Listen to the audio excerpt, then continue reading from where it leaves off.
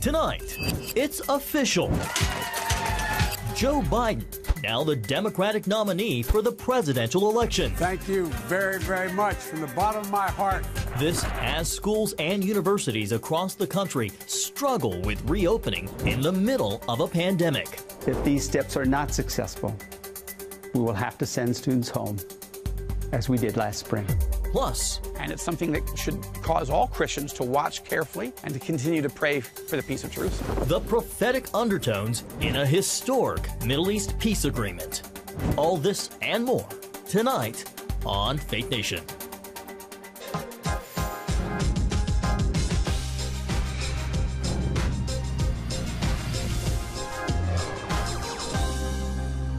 Halfway through the convention as Democrats vow to make history in November. Welcome to Faith Nation. I'm John Jessup. Before they get to November, though, they make history tonight when Kamala Harris, the first woman of color, follows Joe Biden to complete the 2020 Democratic ticket as the official party nominees. CBN's Eric Phillips explains how so far the convention has produced words of support, but few specifics on what a Biden administration might bring. The virtual Democratic convention has forced planners to be creative, and it showed during Tuesday's nomination process. I'm pleased to announce that Vice President Joe Biden has officially been nominated by the Democratic Party. There may not have been the traditional pomp and circumstance. Thank you very, very much from the bottom of my heart. Thank you all. But an unprecedented virtual roll call from state to state created an excitement that built to small, yet spirited celebrations like this one with the Biden family in Delaware. But the night was not all smiles. Democrats once again got down to the business of going after incumbent Donald Trump. A man who only knows how to deny and distract. Accusing him of trying to dismantle the Affordable Care Act before mishandling the pandemic. Only when COVID exploded in even more states did he encourage people to wear masks. By then, many more were dying. When asked about the surge in deaths, he shrugged and said, "It is what it is." Presidents should never say it is what it is.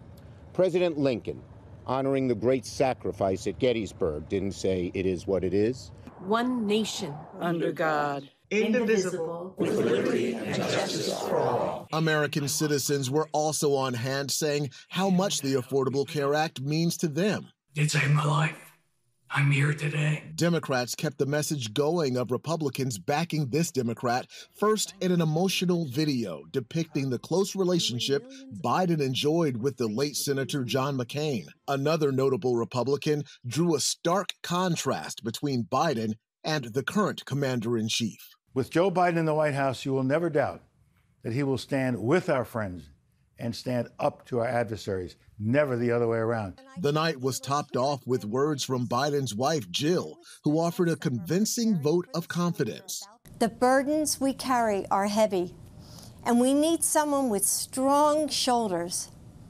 I know that if we entrust this nation to Joe, he will do for your family what he did for ours.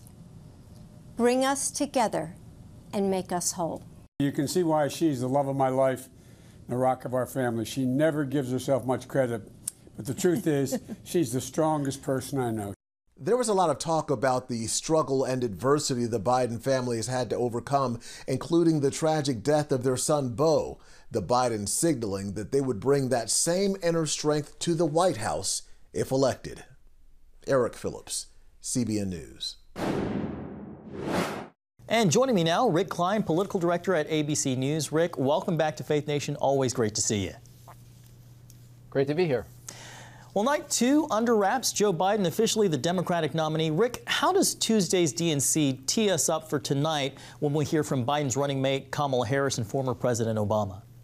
You started to see the biography of Joe Biden play into the message that Democrats are trying to bring, and so much of it is a tonal shift in trying to make the case that Joe Biden is perhaps an antidote to the Trump era entirely. Not even so much about policy grounds as it is about personality, about leadership, about attitude, and about family. And I think now coming into the Kamala Harris's night, there's going to be nods to history, recognizing the barriers that are being broken. We'll have other powerful Democrats like Hillary Clinton, Nancy Pelosi teeing it up. I've been struck throughout by how little Kamala Harris has been a part of that. That begins to change tonight. And this team that, of course, the country is going to see a lot more of for the next 3 months, if not the next 4 years. Rick, we've seen a big show of unity. Last night, Alexandria Ocasio-Cortez used her primetime appearance to endorse Bernie Sanders for president. She made no mention of Joe Biden. Does that signal potential problems for Biden with those trying to move the party more to the ideological left?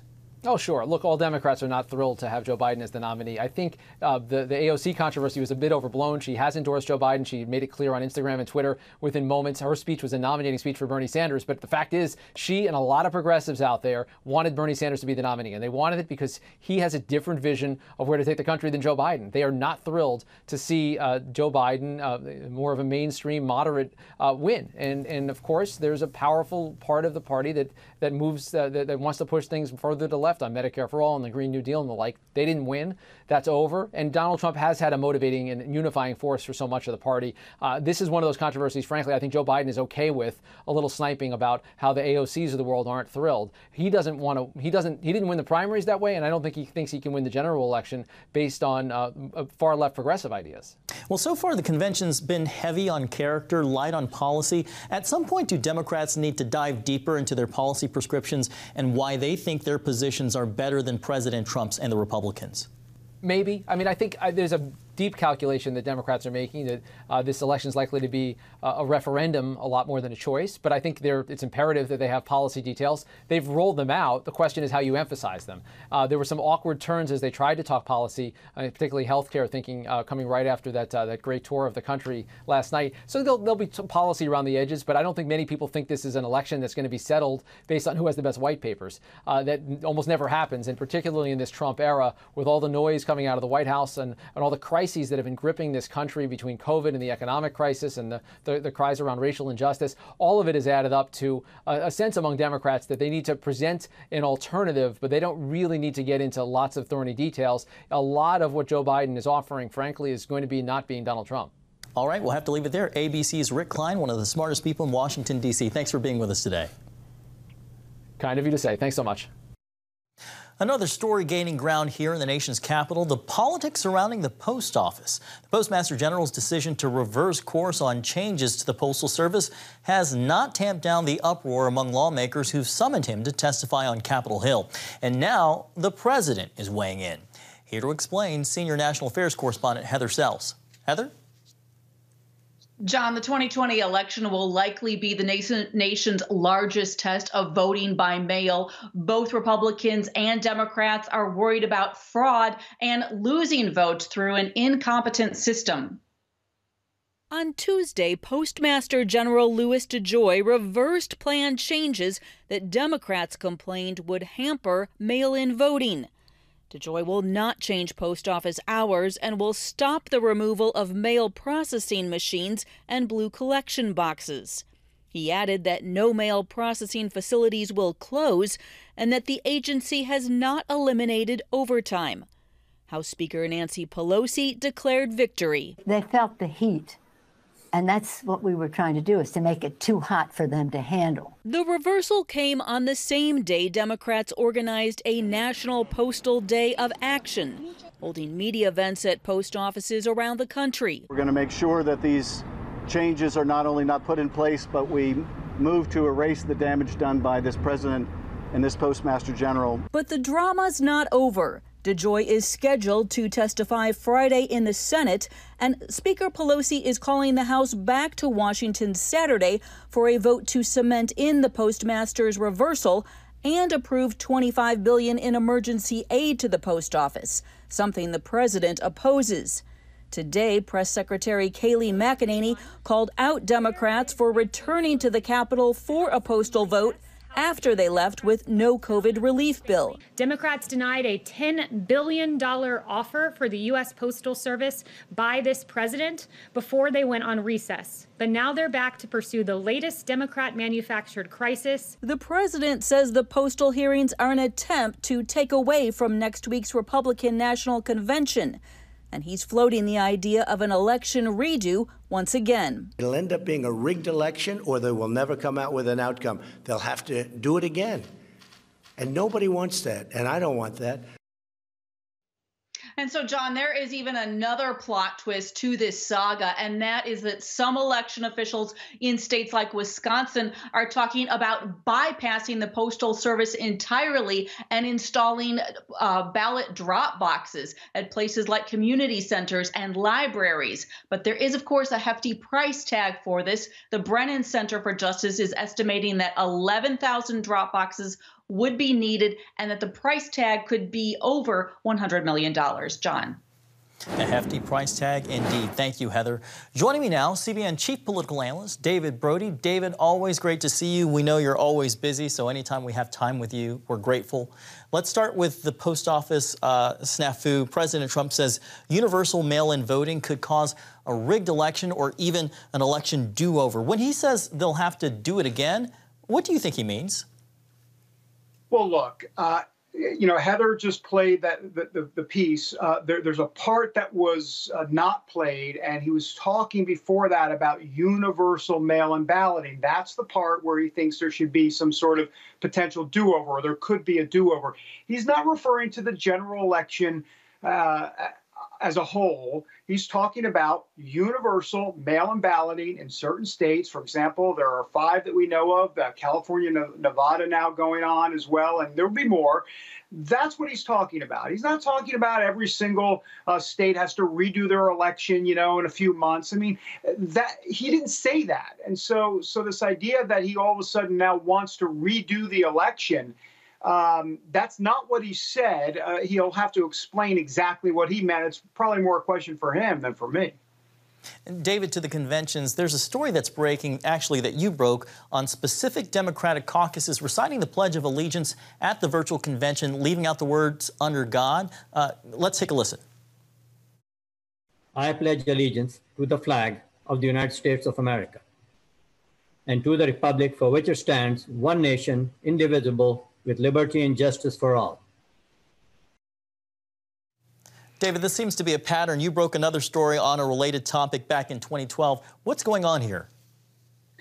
Well, right. Back in 2012, we broke the story about those words "under God" being left, or the word "God" being left out of the Democratic Party platform. Here, what you just saw there was the Democratic National Committee caucus. It was a Muslim Affairs Caucus, a meeting that the DNC was holding this week. They left the words "under God" out, as you just heard. Also, the LGBT caucus, that's what they call themselves at the DNC, also left the words "under God" out. That video also up at cbnnews.com and on my Twitter feed. So what's the point of putting that up? Well, a couple of things. First of all, let's put this all in context and be clear. The DNC on day one did go ahead and say the words "under God" in their pledge. That was on day one. They also said on day 2 in the general session. But in these smaller caucuses, they're not saying it, at least in these 2 instances. The point is that there's an underbelly of a progressive far left that the Democrats are going to have to deal with, and that's what's kind of driving the ship. All right. CBN's David Brody. Thank you, David. Thanks. Well, turning to COVID-19 and its effects on reopening schools and university, tonight we're learning the University of Notre Dame reported 222 positive cases on campus. If these steps are not successful, we will have to send students home, as we did last spring. University President Father John Jenkins moved all undergraduate classes online and canceled most in-classroom instruction. Meanwhile, officials at UNC Chapel Hill already canceled most in-person coursework and encouraged students to leave campus. And the University of Colorado Boulder has confirmed 6 COVID cases as students start the fall semester. Coming up, why one Middle East expert believes the recent historic peace deal with Israel foreshadows ancient Bible prophecy and how he says Christians should respond.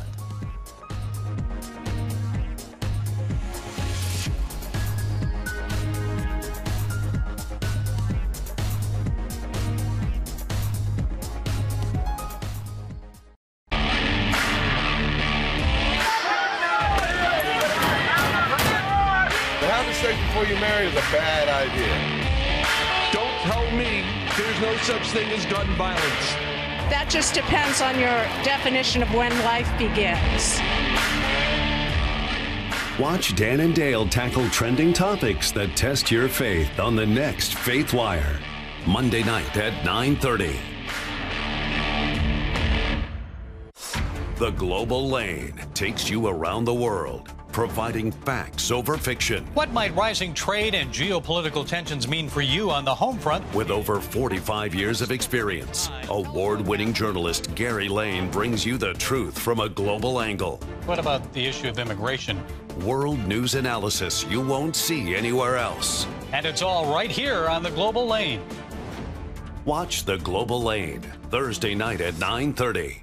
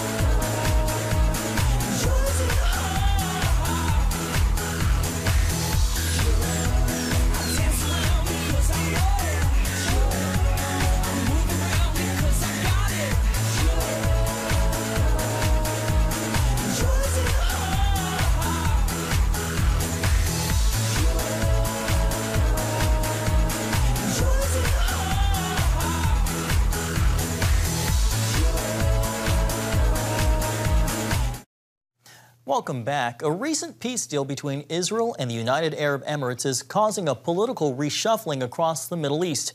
As CBN's Chris Mitchell reports from Jerusalem, some believe it may also have prophetic implications. On Sunday, Israeli Prime Minister Benjamin Netanyahu saw only good results from the historic agreement.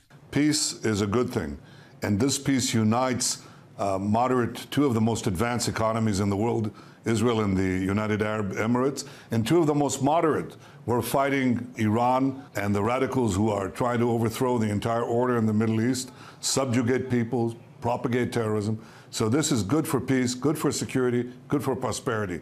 I think it's good for the United States and good for Israel. But not everyone in the region agrees. Iran flat out condemned it. The Palestinian Authority called the UAE traitors, and President Erdogan threatened to break off diplomatic relations with the United Arab Emirates. Exact suspects that you would expect to hate this deal. Best-selling author and Middle East expert Joel Rosenberg tells CBN News Turkey's reaction to the peace deal is revealing. Why is that interesting? Because Turkey has a relationship. They have full normalization with us here in Israel. So the idea that the would-be sultan of Turkey is condemning a Muslim state for creating a full normalization with Israel that he already has, it's ridiculous and it's hypocritical. But it's indicative of the fact that Erdogan is taking his country out of the Western moderate camp into the Iranian Islamist, more radical camp. And that's a long-term, very serious problem. Rosenberg also believes this Abraham Accord has prophetic undertones. We watch in the book of Ezekiel, chapters 38, 39, what's known as the eschatological future war of Gog and Magog, is the Arab states being very calm and quiet towards Israel. Israel reconstructed, peaceful, prosperous, calm, secure, and then a Russian-Iranian-Turkish alliance forming against Israel. The Bible talks about a confederation of nations, including Put, Cush, Persia, Magog, Gomer, and Tubal coming against Israel. Now, I'm not saying the war of Gog and Magog is imminent. I'm saying is the trend lines of peace in the Middle East with a Russian-Iranian-Turkish axis. This is exactly where we're heading. This is the trajectory, and it's something that should cause all Christians to watch carefully and to continue to pray for the peace of Jerusalem. President Erdogan and Iran both have their sights set on Jerusalem. Erdogan said recently he wants to liberate the Al-Aqsa Mosque, and Iran wants to conquer the holy city. Chris Mitchell, CBN News, Jerusalem. Up next, a new coalition of 20 Christian groups, why they're coming together, and what they say they want to see before November's elections.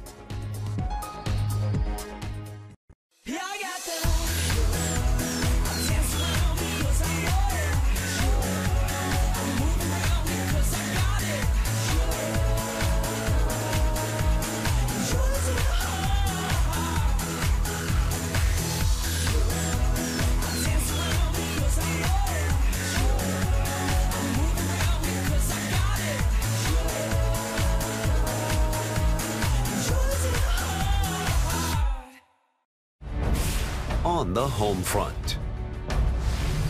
Thanks for joining us for CBN's On the Home Front, where we highlight what the men and women of America's military do to defend our country. CBN honors the men and women in our military with an initiative called Helping the Home Front. It partners with churches across the country to meet the needs of their military families, from repairing homes to wiping out medical bills for wounded veterans.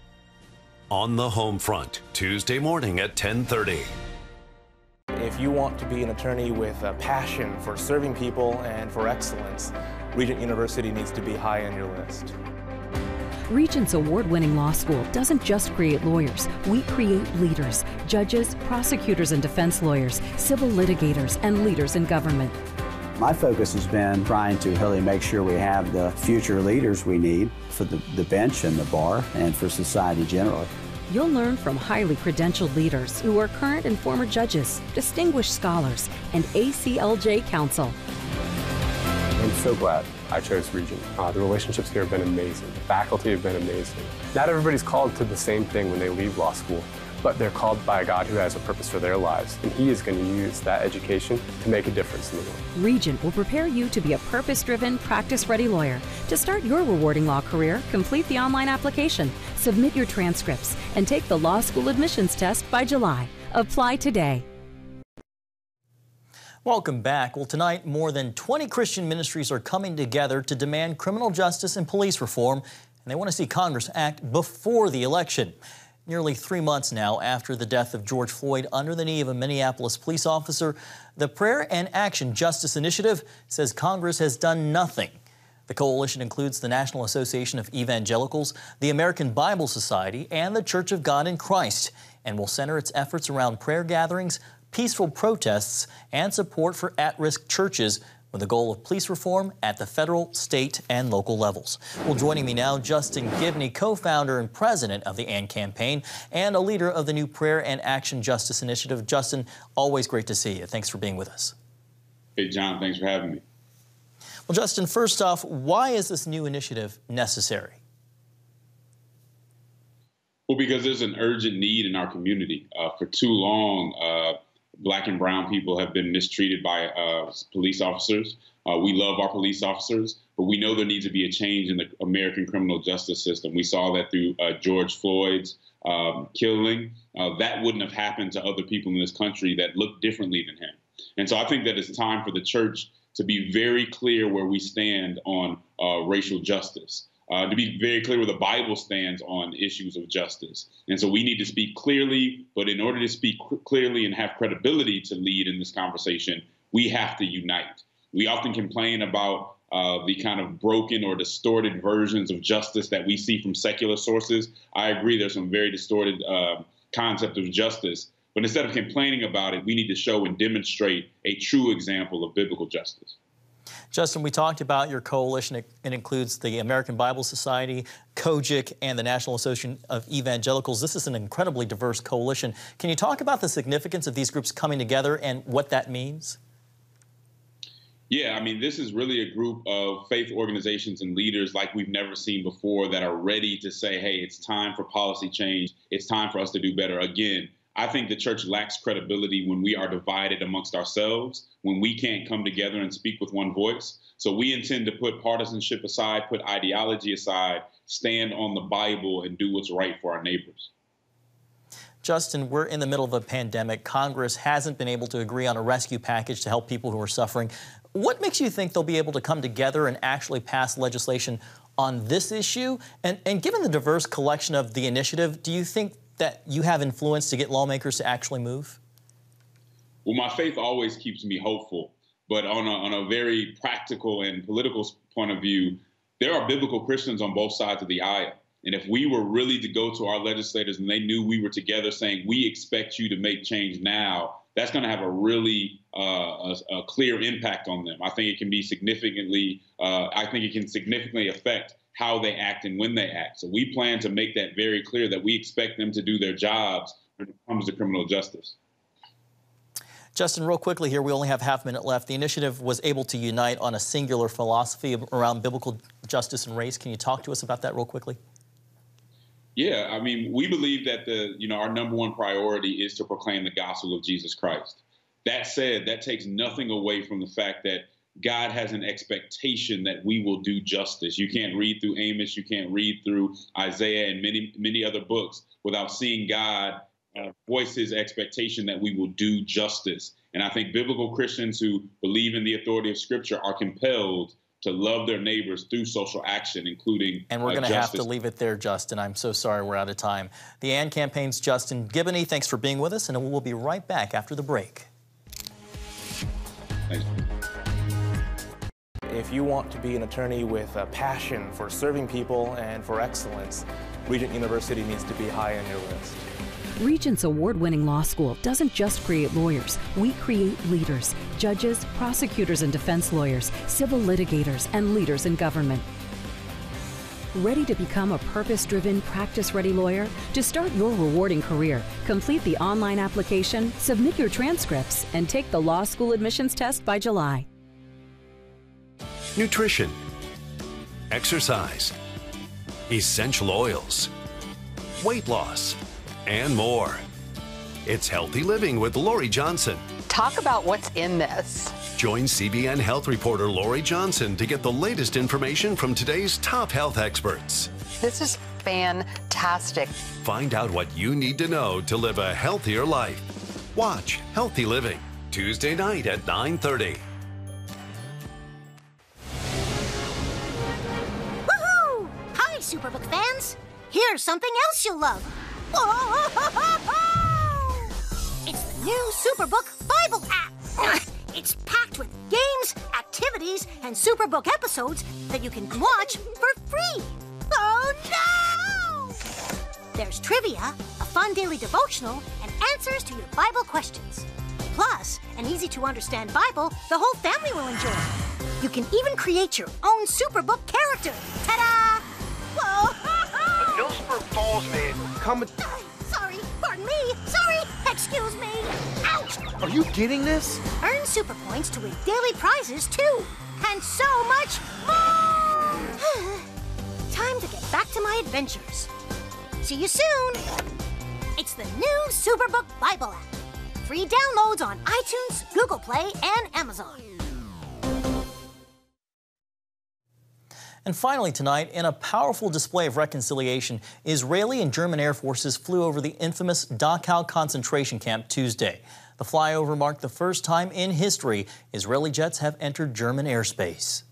It's a testimony to our strong ties and mutual commitment. Thank you very much. I salute you and to your efforts. Delegations from both the German and Israeli militaries laid wreaths at the Nazi concentration camp as a tribute to Jews and other victims of the Holocaust during World War II. When flying above the Valley of Darkness, an Israeli said the countries were, quote, making room for only light ahead as we vow never to forget. Thanks for watching. Have a great night.